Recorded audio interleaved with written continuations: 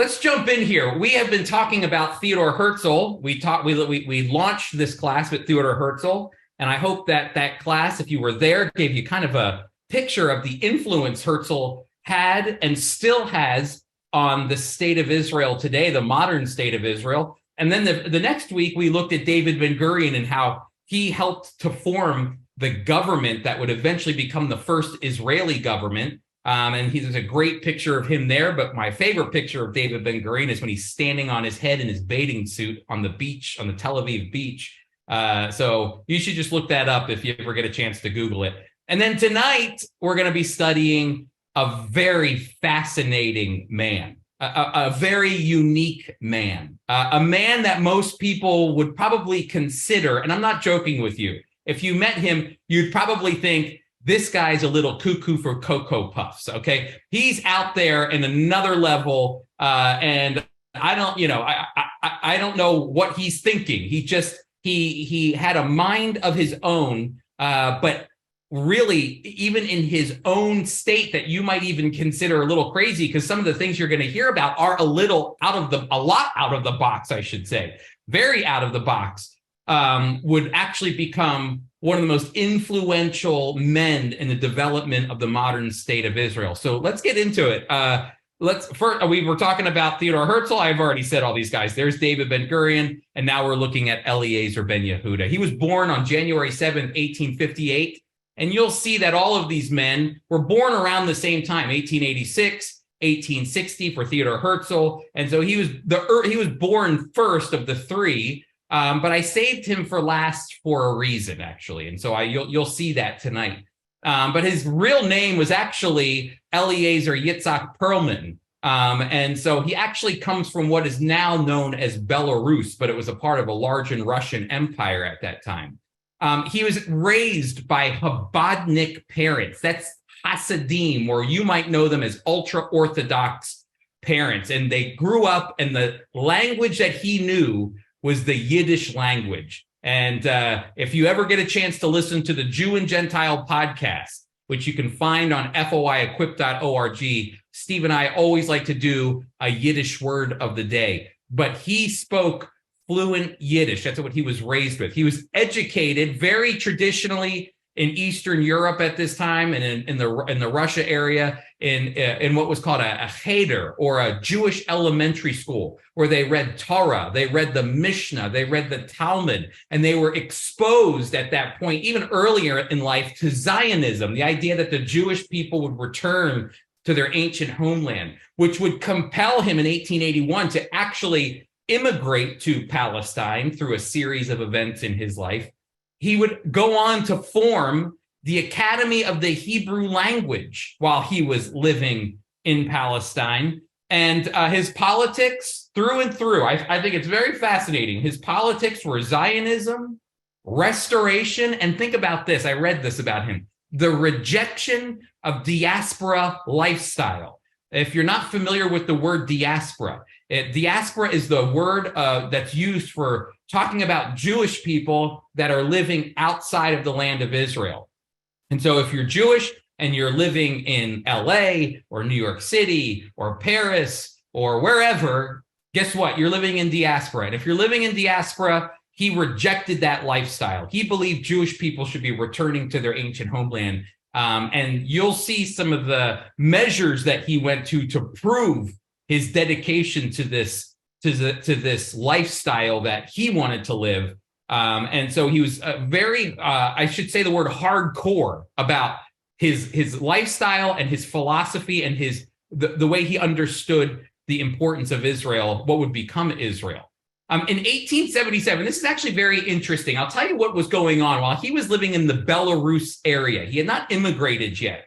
But in 1877, remember, because he immigrates in 1881. So in 1877, Russia proclaimed war on the Ottoman Empire, which would have been right next door to it, to aid their fellow Slavs, the Bulgarians, to regain their independence from the Turks. And Ben Yehuda, he was just captivated by the idea of restoring the Bulgarians to their rights and reviving the Bulgarian nation on its national soil. So ultimately removing the Ottoman Empire that had control of these people. The Russians were helping them do this, push back the Ottoman Empire, and Ben Yehuda was behind. I mean, Eliezer Ben Yehuda was behind it.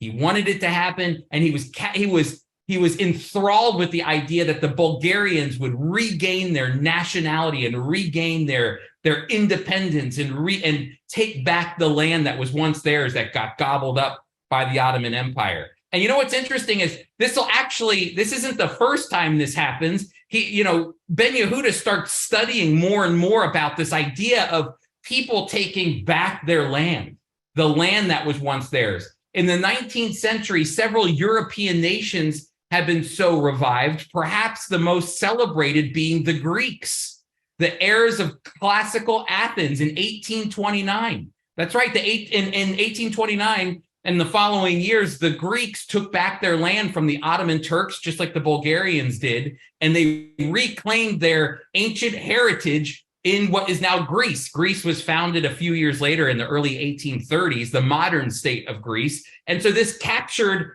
Ben Yehuda's passions. He was very interested in this idea. It happened again in 1849 when in Rome, the same thing happened. The Italians, they took back Rome from the papal state and reclaimed Rome for itself, a section of it.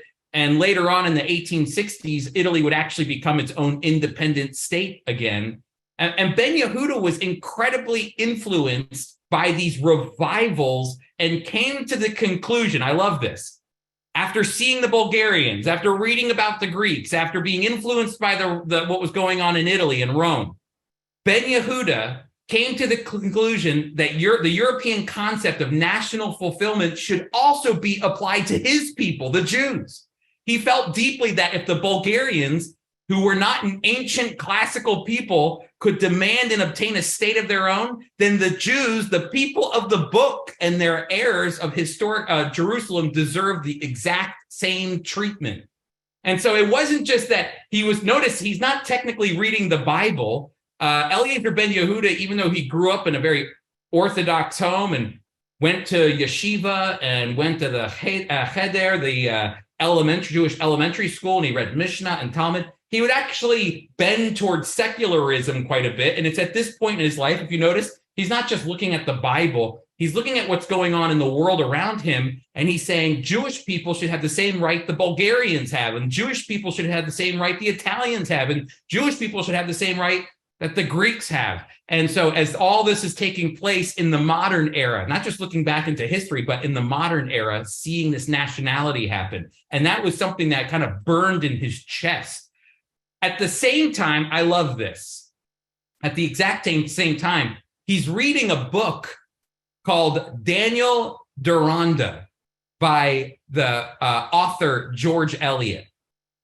George Eliot published this book, Daniel Deronda, that was like, everybody was reading this book, okay? If you have Netflix and everybody's watching a show on Netflix and everybody talks about it at the water cooler everybody's talking about Daniel Deronda. It was a book that made its way around Europe, Eastern Europe. It was translated, all of that.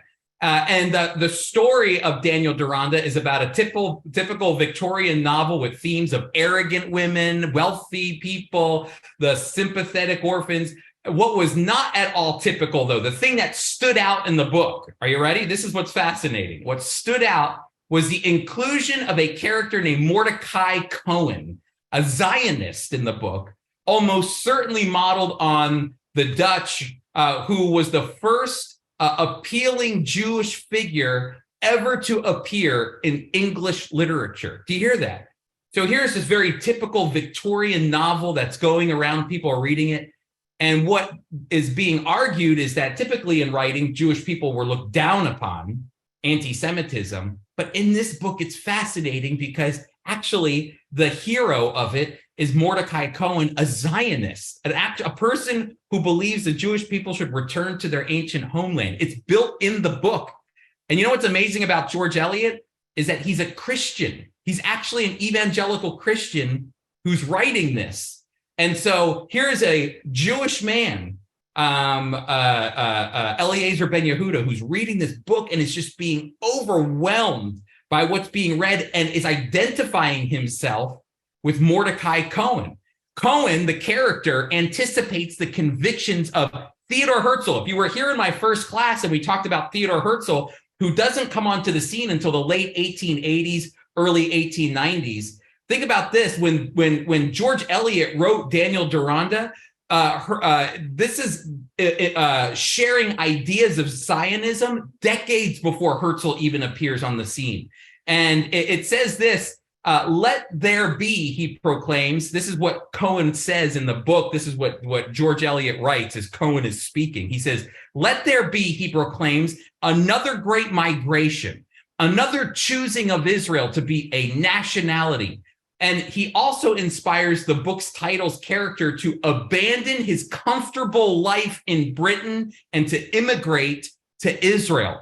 This, do you know what is important about this here? You have a wealthy Jewish guy named Mordecai Cohen, and George Eliot talks about the fact that he leaves his comfortable life in England behind and he immigrates to the Holy Land, to the place of Israel's history, the place of the Jewish people's history, which normally did not happen. Actually, I would even argue, for the most part, it doesn't happen that much today.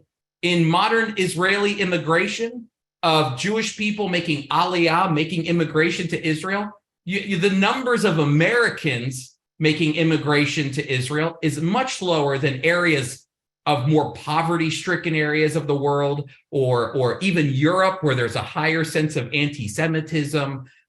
You find more immigration coming from Eastern Europe even today. The idea of American Jewish person leaving behind a very comfortable lifestyle in order to move to Israel, which is a very difficult place to live, not just because of their neighbors, but because of how expensive it is. It's one of the most expensive countries to live in. The taxes are out of control. The culture is vastly different than our culture. The language is different, all of these things. And yet George Eliot's going to write from this perspective that this wealthy individual is going to immigrate to the land of his ancestors in fulfillment of the Bible in some way. Listen to this. While plenty of non-Jews read Daniel Deronda, and many critics who did panned its positive Jewish and Zionist elements, plenty of Jews picked up the book as well.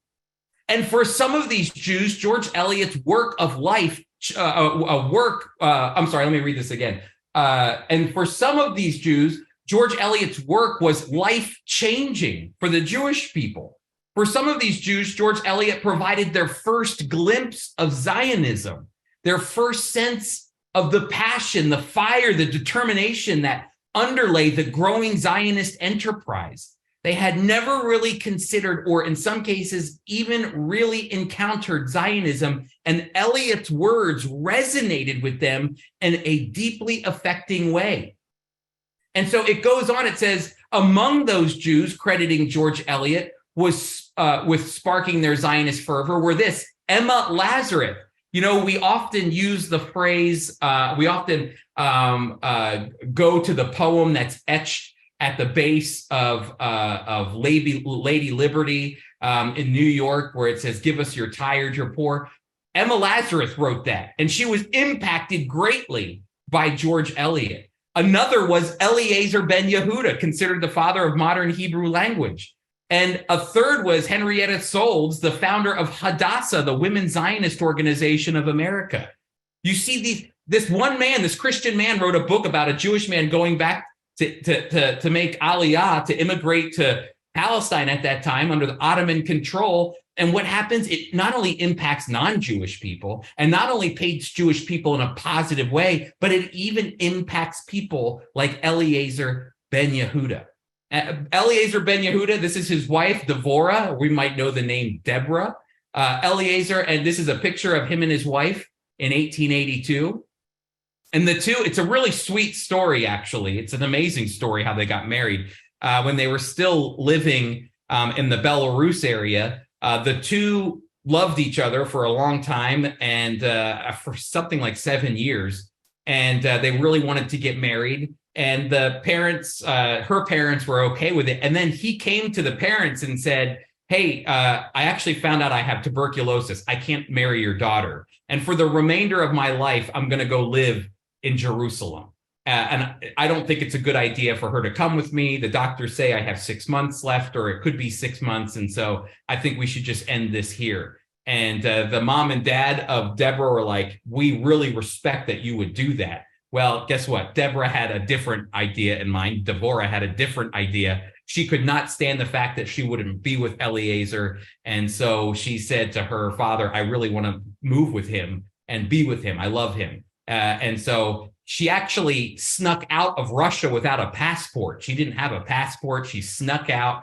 They would end up getting married. In between this time period, Eliezer ben Yehuda would actually move to Paris to get trained to be a medical doctor to help him when he goes to Jerusalem with a degree of some sort. But he ends up moving over there quicker than he wanted to because he knew he had tuberculosis, which was a mortal, fatal disease. So Devorah wouldn't have it. She married and moved to Palestine against her mother's wishes. Her dad said, okay, fine, we understand. But the idea of going with a sick person to a place like Jerusalem in the late 1800s was not a good idea for her mom, but she went against her mom's wishes anyway. Ben Yehuda writes about this, actually. He says, not my sickness, nor a life of sorrow, which seems to be my lot, deterred her from her desire to share my life.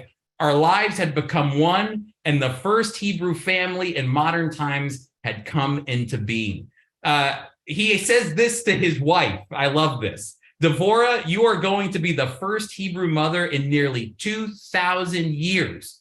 Our child will be the first infant in all of these centuries who will come into the world hearing nothing but the beauty of our ancient language. It should be said here too, just so that I can catch you up a little bit.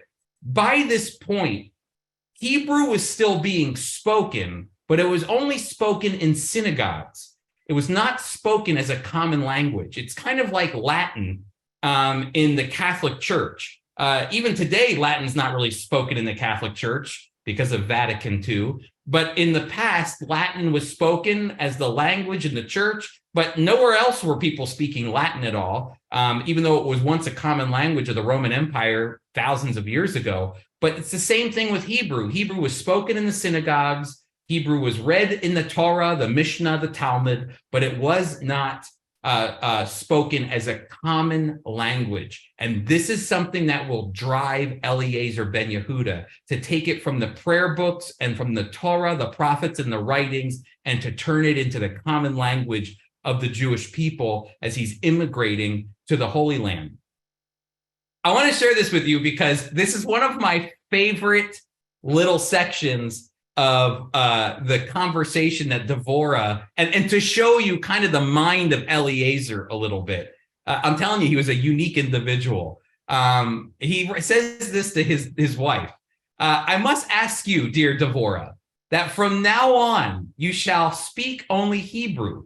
We must set an example for our people, talking about the people in Jerusalem, in the Holy Land, for those who would come after us. Hebrew must live again. It must become more than just a language of literary exercise. We must run our home in Hebrew, bring up our children in Hebrew, make love in Hebrew. If we fight and argue, even that we must do in Hebrew. She answered, but I really don't know any Hebrew, dear. And he insisted, until you do, keep quiet in Hebrew. Okay, I love that line. That is phenomenal to me. On the spot, while still in Europe, he began teaching her words in Hebrew, like this is a tree, this is a window, a street, a lantern in Hebrew. So she would learn along the way. So you can get the mind, the OCD nature of Eliezer ben Yehuda. Motivated by the surrounding ideals of renovation and rejection of diaspora lifestyle. So he wants to see the Jewish people return to their ancient homeland. Ben Yehuda set out to develop a new language. This is really important, everybody. A new language that could replace Yiddish. And I know that Jewish people don't speak Yiddish that much anymore. It's actually kind of seeing a revival today in the 21st century. But after the Holocaust, Yiddish, lost its influence since it was spoken primarily by Eastern European Jewish people who were the most to suffer under the Holocaust. And so he wants to replace Yiddish with Hebrew and other regional dialects as a means of everyday communication between Jews who moved to the land of Israel from various regions of the world. Here was the problem. Honestly, this was the problem. You had Jews moving from Russia, Eastern Europe. There were Jews coming from Europe itself, maybe from countries like France or Germany or wherever the case might be, and everybody spoke a different language. I'm sure English had made its way in there. I'm sure there were other dialects, other languages. So all of these Jewish people are moving back to the land, and the question is going to become this: as we grow and we become one in the land, and we begin to govern ourselves, what will be our common language? Nobody else ever, think about this, everybody. Nobody else was thinking about Hebrew. Nobody was thinking about Hebrew. Hebrew was a prayer language. It was not a common language. That is the last thing they're thinking about. But that's not the last thing that Eliezer ben Yehuda is thinking about. Ben Yehuda regarded Hebrew and Zionism as symbiotic. They're one, writing the Hebrew language can live only if we revive the nation and return it to the fatherland. So the question becomes, and maybe you're asking yourself, where do you even start? You know, think about this today. Today, we can get on an airplane, and when we sit down in the airplane on our way to Tel Aviv, you'll hear English on the airplane. Ladies and gentlemen, thank you for being with us. Please fasten your seatbelts. Enjoy the ride. And then all of a sudden, it switches over and it's Hebrew. And then you take off and you land in Israel, and everything's in Hebrew. And we're in the 21st century, and Eliezer ben Yehuda is doing this work of developing the Hebrew language in the late 1800s and early 1900s. So think about that for a minute. Today, when you go there and you study in universities like Bar Ilan or any of the number of universities that are over there, when you go, they're teaching in Hebrew. When you go to the courts, they're speaking in Hebrew. When you go to the bank, it's in Hebrew. Everything's in Hebrew. How did we get from one man telling his wife on a boat over to Palestine, hey, by the way, drop the Russian, we're only speaking Hebrew now? And she goes, I don't even know Hebrew. How did he do this? Because honestly, he spearheaded this. There were some other people behind him, but his name is the name connected to this revival. Well, he came down to three very simple bullet points: Hebrew in the home, Hebrew in the school, and words, words, words. Hebrew in the home, Hebrew in the school, and words, words, words. I want to introduce you to a little kid here named Ben Zion, the son of Zion. His name's Ben Zion ben Yehuda. He was born in 1882. This is Devorah and Eliezer's very first child. And Ben Yehuda made Devorah promise to raise his boy as the first all Hebrew-speaking child in modern history. Well, how would they do that? When the child would finally begin to speak on his own, Ben Yehuda would have a living proof that a complete revival of the language was indeed possible. So let me just say what he would do. They were only allowed to speak Hebrew to Ben Zion. That's it. No other language. In fact, Ben Zion, Ben Yehuda, wrote an autobiography about his life growing up. And in his autobiography, he actually tells some of the most amazing things that his parents did in order to only make him speak Hebrew. You know, when you have friends, you know, when you move to Jerusalem, you're going to, of course, naturally make some friends, and you want the friends to come over. And guess what? They don't speak Hebrew. So what do you do when now you're infecting this kid with other languages? This was on Eliezer's mind. Well, he would make his son go in the other room, so that nobody else speaking Russian or any other language, Yiddish, would influence him. So if any company came, Ben Zion had to go in his room so that he couldn't hear the other languages. Only pure Hebrew. Think about that.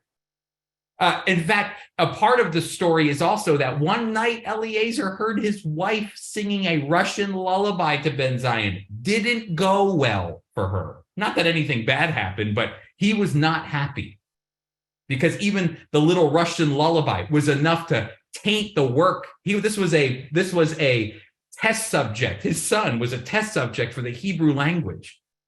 And so new words were coined by Ben Yehuda for objects. But from all this, they had to develop new words because there's no Hebrew word in the Bible for doll or ice cream. And I'll tell you this right now, I know the Hebrew word for ice cream because I love ice cream. It's called glida. Glida is the Hebrew word that is the word for ice cream. And that's a development of Ben Yehuda, glida, towel, bicycle, and hundreds of more words he developed in order to communicate with his son.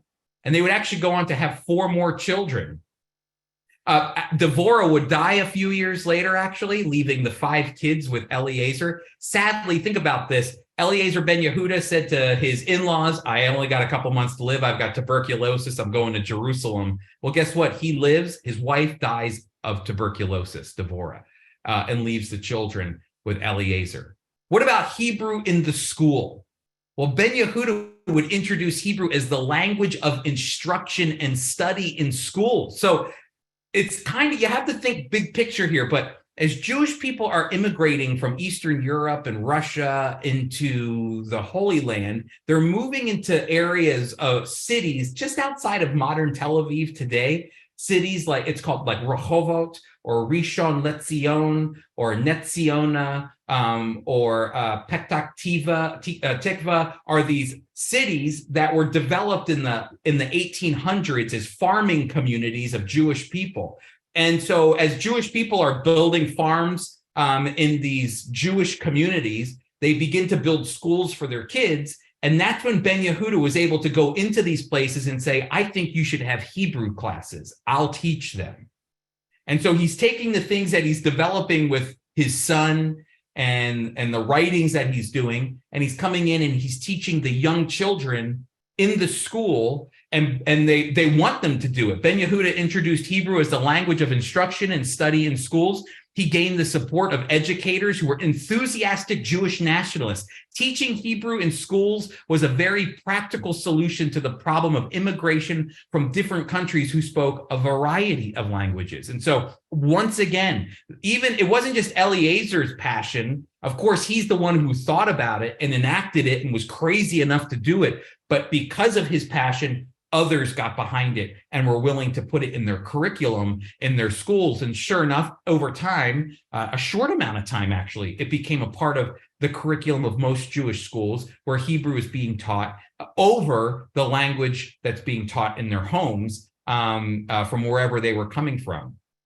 And then also words. What does that mean? He became a lexicographer. I'm trying to remember how to say that properly. I think I did. He culminated his 17-volume work, which is a complete dictionary of ancient and modern Hebrew.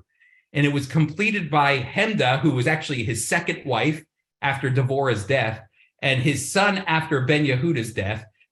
He fashioned over 300 new Hebrew words out of the ancient Hebrew structures. And since then, modern Hebrew has a lexicon of more than 75,000 words. These include 2,400 deliberately designed Hebrew alternatives for foreign words and recent terms, which the ancient language never contained. So it's a development of the modern component of the Hebrew language. So that when you come to Israel with me, you'll go, I would like some glida, please. I want some ice cream. But you can also say, I want a hamburger, because that's how you say hamburger in Hebrew is you say hamburger. See, now you know how to say, I would like a hamburger in Hebrew, okay? There's a lot of words that were developed. Some of them are unique. Some of them take on the nationality of other languages. Arabic actually influences Hebrew quite a bit. It was Eliezer ben Yehuda that actually believed that Arabic is based off of Hebrew and was saying Hebrew is the father of the Arabic language.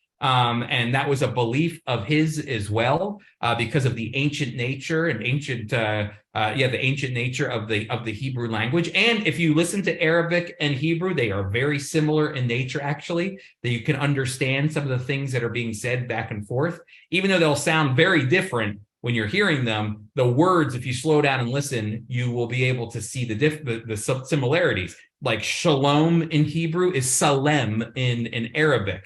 And in fact, when archaeologists go around and they're looking for certain towns that would be biblical in nature, they can actually just go to the Arabic name of that town and find out what it is. Like Tel Dan actually was the Arabic word for judge, because Dan in Hebrew means to judge. And so they just looked up the Arabic word for judge and they found the city, and that's where they uncovered the ancient city of Dan, which is amazing. So there's a lot of similarity between the two languages there, which is something that Eliezer ben Yehuda was very passionate about. Even to this very day, words. The Academy, he created what was called the Hebrew Language Committee, which is Va'ad HaLashon HaIvrit. And it's an academy that was established in 1890 by Eliezer ben Yehuda, who was its first president. As Hebrew became the spoken language in Palestine and was adopted by the educational system, the Hebrew Language Committee published bulletins and dictionaries to help the students and to help develop the language. That's what he was the head of. It coined thousands of words that are in everyday use today. Its successor today, when you go to Israel, you'll actually end up going to the Academy of the Hebrew Language, which is the same organization, the same committee, just a different name. Its successor, the Academy of the Hebrew Language, has continued this mission of creating new Hebrew words to keep up with modern usage. And so, again, here's an influence of Eliezer ben Yehuda. Revival of the Hebrew language. What finally brought about the revival of Hebrew were the developments in the communities of the first Aliyah, which is the first immigration that took place of Jewish people between 1881 and 1903, which is what Eliezer ben Yehuda was a part of. He was a part of the first Aliyah. Aliyah in Hebrew means to go up, like you're going up to Jerusalem. So they call immigration Aliyah. And so the first Aliyah was what he was a part of. And the second Aliyah, these were when waves of Jewish people were coming back to the land. And that's when he was able to influence them with Hebrew. The first Hebrew schools were established in these communities. Hebrew became a spoken language of daily affairs and finally became a systematic and national language. So that by 1922, think about this for a moment. He comes over in 1881. And by 1922, 40 years, the British Mandate of Palestine, which is the British government that was in Palestine, recognized Hebrew as one of the country's 3 official languages. Think about that. And we're not just talking about like American or English going into some country, English already being established, and then it goes into some country that's being developed and becomes one of the part of the languages spoken in that country. No. We're talking about in 40 years, his wife said, I don't know how to speak Hebrew. And there were no Hebrew-speaking people whatsoever. It went from that to by 1922, Hebrew became one of the official languages of the land according to the British government. Think about that for a moment. 40 years, and all of a sudden, everybody is speaking Hebrew. And its new formal status contributed to its diffusion, which is the idea that it's spreading around. People are speaking it and adapting to it. 1 month later, at the age of 64, ben Yehuda would eventually pass away from tuberculosis. I want to read this to you. This comes from British historian Cecil Roth. He said, before ben Yehuda, Jews could speak Hebrew. They did. They spoke it in synagogues. After him, they did. Before ben Yehuda, Jews could speak Hebrew. After him, they did. I want to go back really quick. Excuse me as I make you dizzy as we go back for a moment. I want to come back to, come on. Sorry. I'm going to come back to this picture right here. Our 3 men. I want to wrap up this lesson on Israel's independence and history with these 3 men to give you an idea of what these 3 men did. And also to remind you, it wasn't just these men. There were men and women standing behind them, helping them, encouraging them, pushing them forward, establishing organizations, working with them in committees, congresses, all of that stuff. These weren't just single men working all on their own. They had a lot of support, but they become the tip of the spear in what was going on. Let's start really quick with Theodor Herzl, now that we're all done. Theodor Herzl helps to establish a political movement that's global. It's global. Theodor Herzl creates what's called the modern understanding of Zionism. The idea that the Jewish people have a right to exist in their ancient homeland is not just something for Jewish people living in the homeland to believe. It's an idea for people all around the world to get behind. I'm a Zionist. I'm a Christian Zionist. I still believe the things that Theodor Herzl taught back in the late 1800s, late 1900s, and at the turn of the century. I still agree with the things that he wrote about. But his vision was a global vision.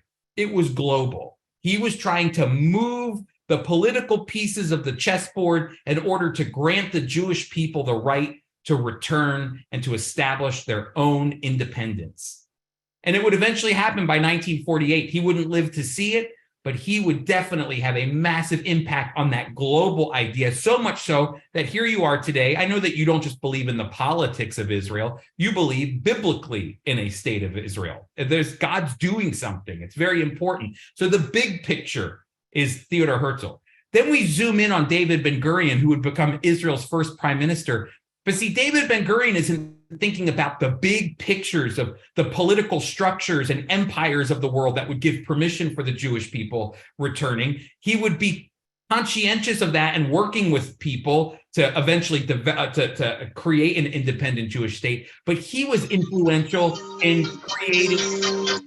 Whoa, that was awesome. He was influential in creating the government that would become Israel's first government when they were able to establish a Jewish state.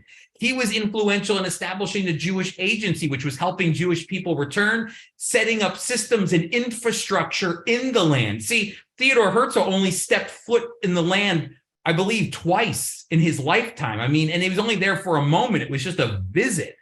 See, it was David Ben-Gurion who lived there. He lived the day to day. He worked the government. He knew the people. He was a community organizer. He knew how to bring people together. Everybody knew David Ben-Gurion. He would implement infrastructure and all of the things that would eventually help develop a Jewish state so that by the time May 14th, 1948 comes around, by the time it becomes a reality, they already have a government set up, ready to go. Why is that like that? Because David Ben-Gurion and the team, the swarms of people around him helping make this thing happen, were able to establish a provisional government to make it a reality. And then finally, the last piece of the puzzle is Eliezer ben Yehuda. I mean, think about this man, what he did. See, everything else was political in nature, trying to get people, convince people, and to organize and to structure. See, his if you notice, his ideas weren't really so much in politics. It was in culture. He was thinking about, and then we speak German. Why would we do that? Or we speak Russian, or we speak Yiddish, or we speak whatever the language might be. How is that? Why would we do that? So for him, it was a cultural thing that would bring Zionism in the language, the culture of the language, the unity of the language, to use Hebrew as a unifying force to help the people be one. Because when they were all coming back from various parts of the world, they were scattered. They were broken into segments, into different groups. It would be Eliezer ben Yehuda who would start with his wife and his son, that would develop a language, resurrect a language, which no other people group have ever done in human history. They would resurrect the language in order not just to speak Hebrew. It has to be said, it wasn't just about speaking Hebrew. It was about the fact that it would unify a people and bring them together and make them one. That's what he was behind. And if there's a language that the Jewish people should be speaking in the land of Israel, it's definitely not German. It's definitely not English. It's definitely none of those. It should be Hebrew. And so he would work 20-hour days to make this become a reality, a cultural component to the development of the state of Israel. And there are so many other individuals and leaders that we could put up here, but these three pillars, if you will, of the modern state of Israel help to build the foundation upon which this whole thing stands. And you know what's really interesting? Every one of these men faced opposition. Theodor Herzl faced opposition. The Kaiser of Germany, the Sultan of the Ottoman Empire said, get out of here. We don't want you. We don't want a Jewish state. Ben-Gurion would face opposition in the land, as he was not only facing opposition from his own people who disagreed politically with him, but also the Arab communities around him. He'd have to find a way to protect his people with a military, with a security structure, because he faced opposition from internally and externally. And you know what Eliezer ben Yehuda's opposition was? Jewish people, especially the Orthodox Jewish people, who thought it was an abomination that Eliezer would take a holy language, the holy Hebrew language that's spoken in synagogue and read in prayers to the God of Abraham, Isaac, and Jacob, and boil it down and make it secular for the common person to speak. Isn't that amazing? His opposition were the Orthodox Jewish people. But then also think about this. Let me end with this encouraging note. Every one of these men were impacted by Christians like you and me. Theodor Herzl was impacted by William Heckler. Why? Because William Heckler, an Anglican chaplain, came to him and said, you're on a biblical mission, Theodor Herzl, and I'm here to help you. You're not just on a political mission. This is biblical. I'm by your side. And he stayed by his side, Theodor Herzl's side. A Christian man stayed beside him until his death. He was with him till his last moments on earth. David Ben-Gurion was fascinated with Christian writings and Christian individuals, so much so that when Steve Herzig went to Tel Aviv a couple of years ago and was touring Ben-Gurion's home, he looked and saw one of Friends of Israel's older his book in his bookshelf, along with other Christian writings as well. He is fascinated by Christians. And Eliezer ben Yehuda, I told you, George Eliot, a Christian writer who was writing positively about the Jewish people from a perspective of elevating a Jewish status, not anti-Semitism, but elevating a Jewish status. Just as William Heckler, Theodor Herzl's friend, said, it's the job of all Christians to love the Jewish people. That's what he said in his writings. The same thing with George Eliot. George Eliot would write from a perspective that elevated the Jewish status, not put it down. And he would also write about Jewish people returning to the homeland long before even Theodor Herzl did, enough to impact Eliezer ben Yehuda and other influential Jewish people to return to their ancient homeland. Think about that. All of them impacted by Christians. I hope that you are encouraged by this class, Israel's Independence and Leaders, as we were honoring and celebrating Israel's 75th anniversary. It didn't just appear out of nowhere. It required work, lots of work, attention, a lot of obstacles, but God was always moving.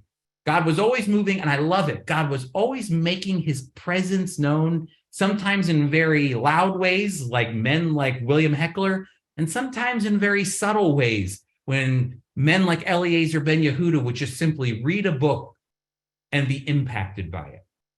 You never know what God's going to do and how God influenced these men who would become the pillars of the modern state of Israel.